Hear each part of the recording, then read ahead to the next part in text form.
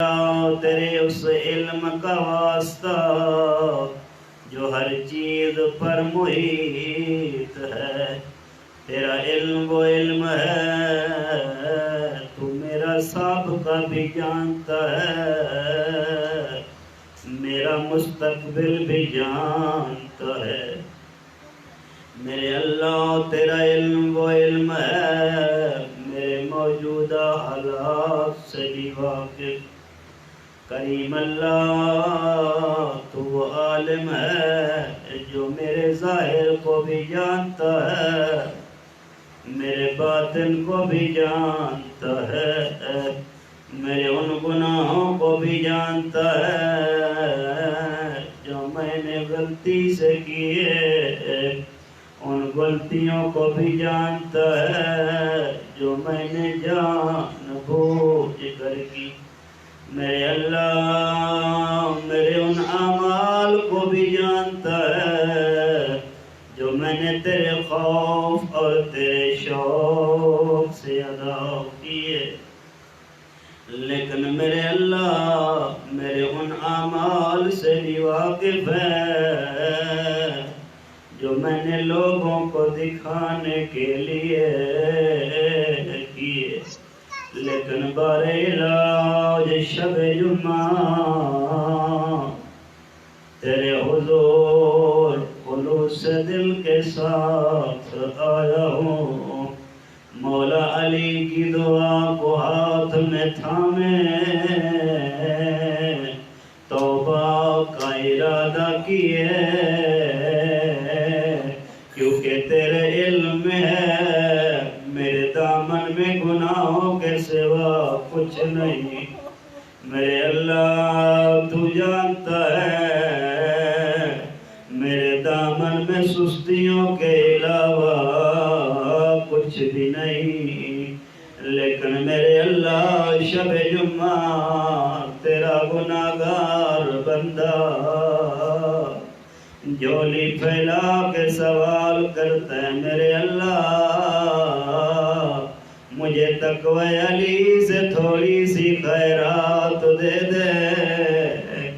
میرے اللہ مجھے علم علی سے تھوڑی سی خیرات دے دے،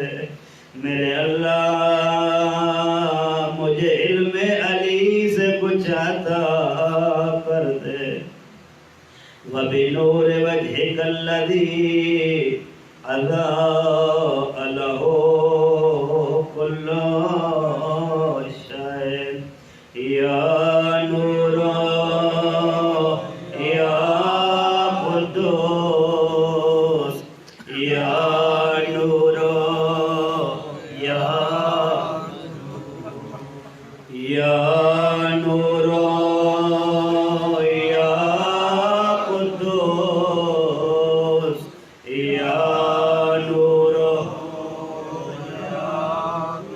کریم اللہ دیکھ رہا ہے یہ جوان تیرے حضور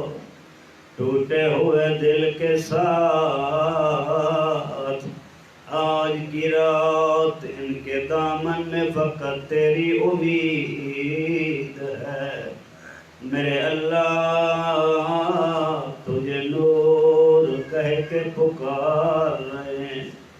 جوانوں یہ نور کون سا نور،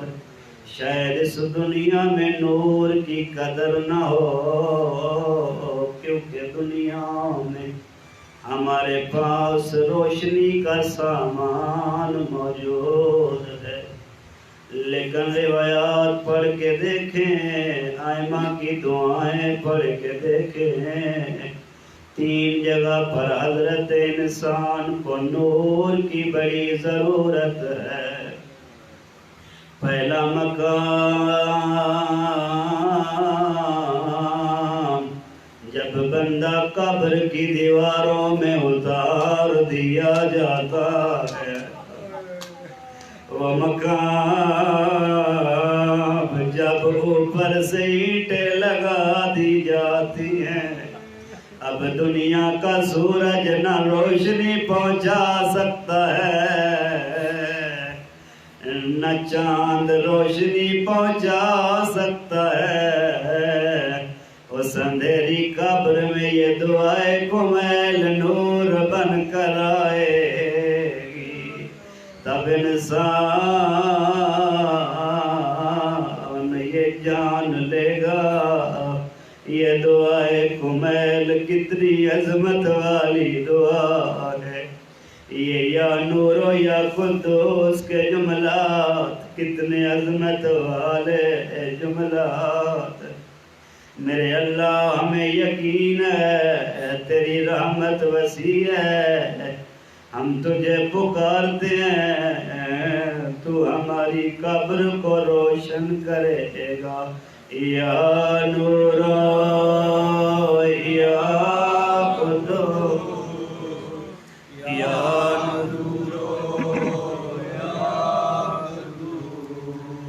یا نور یا قدوس یا جوانوں دوسرا مقام عالم برزخ ہے،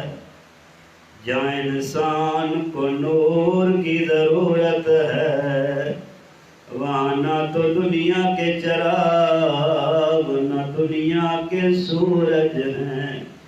آئمہ کی روایات پڑھ کر دیکھیں، بلکہ قرآن کی آیات پڑھ کر دیکھیں، گناہگار اپنے گناہوں کے اندھیرے میں گم ہوگا، نیکوکار اپنی نیکیوں کے نور سے چل پڑے گا۔ اور تیسرا مقام معاشر کا میدان، اللہ قرآن میں فرماتا ہے جب سورج بے نور ہو جائے گا، جب ستارے لپیٹ دیے جائیں گے، جب پہاڑ ریزہ ریزہ ہو جائیں گے، جب زمین اپنا بوجھ نکال دے گی، جب اندھیرا ہی اندھیرا ہوگا، ہر کوئی روشنی کو تلاش کر رہا ہوگا، وہاں یہ دعائے کمیل نور بن کر آئے گی، وہاں یاد آئے گا یہ وہی نور ہے جسے دعائے کمیل میں پکارا کرتے تھے، یہ رحمان کی رحمت کا نور آج معاشر کے میدان میں روشنی دے رہا ہے۔ اے میرے اللہ اس امید کے ساتھ تو ہماری قبر کو روشن کرے گا، تو ہماری برزخ کو روشن کرے گا، ہمارے معاشر کو روشن کرے گا۔ یہ جوان تہ دل کے ساتھ تیرے حضور تجھے پاکیزہ نام سے پکار رہے ہیں، یا نور یا قدوس یا نور یا نور